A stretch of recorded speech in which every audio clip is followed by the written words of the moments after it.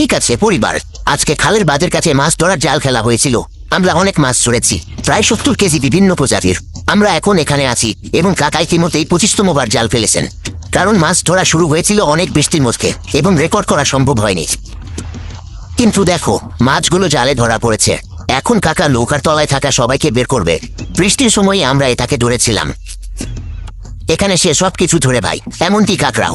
আবার জলে জাল ফেলা হচ্ছে আরো মাছ ধরার জন্য। লোকটা ইতিমধ্যেই টানছে, আর দেখো জালে ভর্তি মাছ। ভাই সব প্রতিবার জাল টানলে অনেক মাছ জালে আসে ভাই। যেহেতু মাছ ধরার জন্য জোয়ারের সময়টা বেশ ভালো, তাই লোকটি এক মুহূর্ত সময় নষ্ট করে না। সে জাল ফেলা কাজে অত্যন্ত দক্ষ এবং চটপটে। এখানকার একমাত্র দেরি হলো ছোড়া জাল থেকে মাছ বের করা, কারণ বেশিরভাগই কাঁটাযুক্ত মাছ। আরে বাবা, ছোড়া জাল ঠিক মতো পড়েনি, কিন্তু তবুও মাছ ধরেছে। এখন ঠিক আছে বন্ধুরা, হয়তো এমনকি একটি বালির চরও ঢেকে দেবে। দেখো, বালির চর আর খালি ছিল না, সব সময় মাছই ছিল।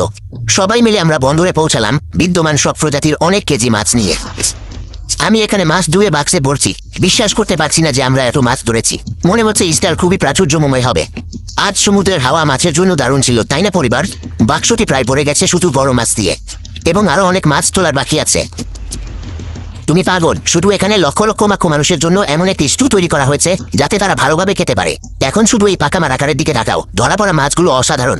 এখন প্রতিটি জেলের অংশ আলাদা করে ভাগ করার সময়, তবে প্রথমে প্রতিটি মাছকে দ্বারের প্রজাতি অনুযায়ী আলাদা করতে হবে। আজকের এই আশীর্বাদের জন্য এটি সবচেয়ে সন্তোষজনক এবং বিশুদ্ধ কৃতজ্ঞতার অংশ।